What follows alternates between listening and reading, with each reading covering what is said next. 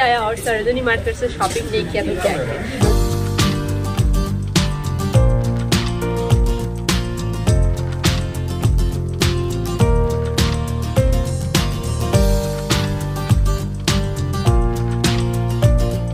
আমি তো প্রায় মনে হয় 5000 টাকা শপিং করি। পুরো দিল্লি, আগ্রা, মথুরা, বৃন্দাবনের ফুল বাজেট কত সবটা কিন্তু আমি তোমাদেরকে এই ব্লগেই বলে দেব।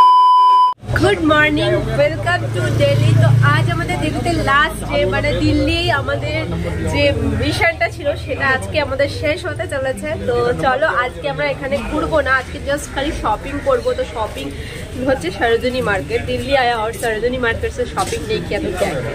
তো এখন আমরা যাচ্ছি সরোজিনী মার্কেট, কিন্তু যাওয়ার আগে যেখান থেকে ব্রেকফাস্ট করলাম সেই দাদাভাই বলেই দিল যে খুব সাবধান মোবাইল। বুঝতে পারছি না কি করবো, যাই হোক যতটা পারবো শেয়ার করবো, কারণ এখানে প্রচুর চোর, প্রচুর পকেট মার রয়েছে সেই কারণে। তো চলো এখন আমাদের ব্রেকফাস্ট কমপ্লিট, এখন আমরা যাবো সরোজিনী মার্কেটের উদ্দেশ্যে। তো চলো পুরো কালেকশনগুলো চেষ্টা করবো শেয়ার করার। চলো যাই।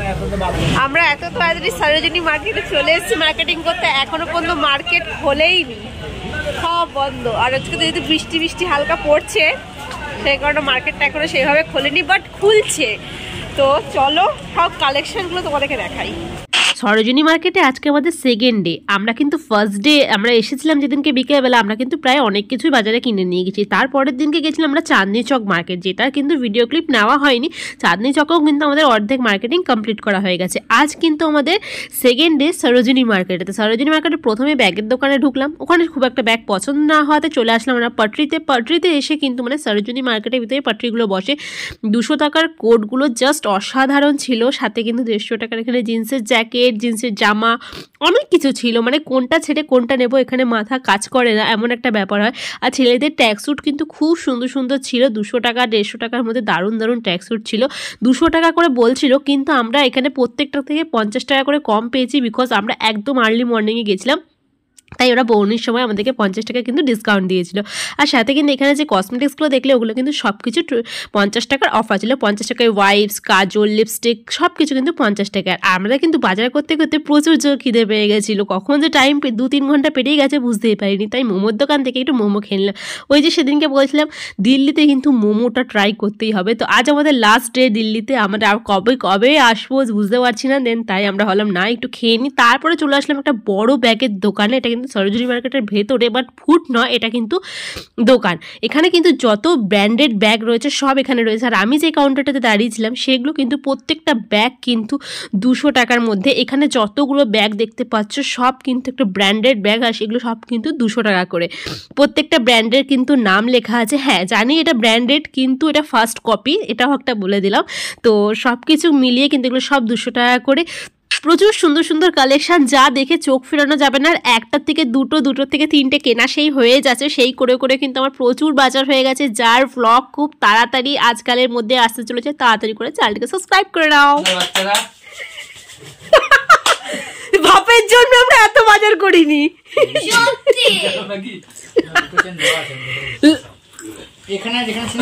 লাস্টে আমাদেরকে 2টো ব্যাগ কিনতে হয়েছে।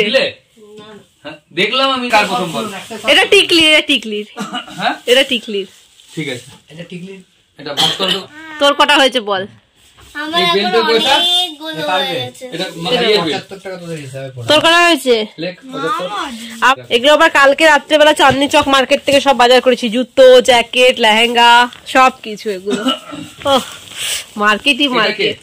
এটা আমার, আয় দেখো যাই বের করবে শুধু বলবে কি আমার, শুধু বলবে আমার। প্যাকিং করে আমরা চলে আসলাম লাঞ্চ করতে। আর আমরা কোথায় দিল্লিতে এসে লাঞ্চ করছি একদম সস্তাতে, কোথায় ডিনার করছি সব ডিটেলস কিন্তু আমি আগের ব্লগেই দিয়ে দিয়েছি। তোমরা অবশ্যই দিল্লির ব্লগগুলো একবার চেক আউট করে নিও, খুবই তোমাদের হেল্পফুল হবে। তো এখানে আমরা যে থালিটা নিয়েছি সেটার দাম নিয়েছিল মাত্র 60 টাকা। ডাল, ভাত, 3-4 রকমের তরকারি ছিল, আর ভাত চাইলে আবারও দিচ্ছিল। তাই এখান থেকে দুপুরের লাঞ্চটা কমপ্লিট করে রাতে ডিনারটাও একবারে প্যাকিং করে নিয়ে আমরা বেরিয়ে পড়লাম বাড়ির উদ্দেশ্যে।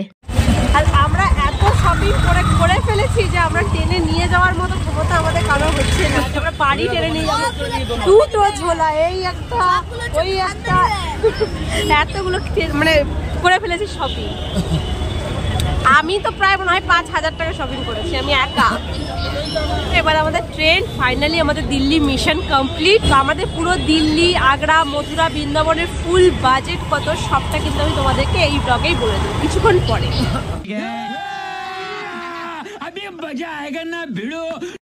ফাইনালি আমাদের দিল্লি মিশন কমপ্লিটেড।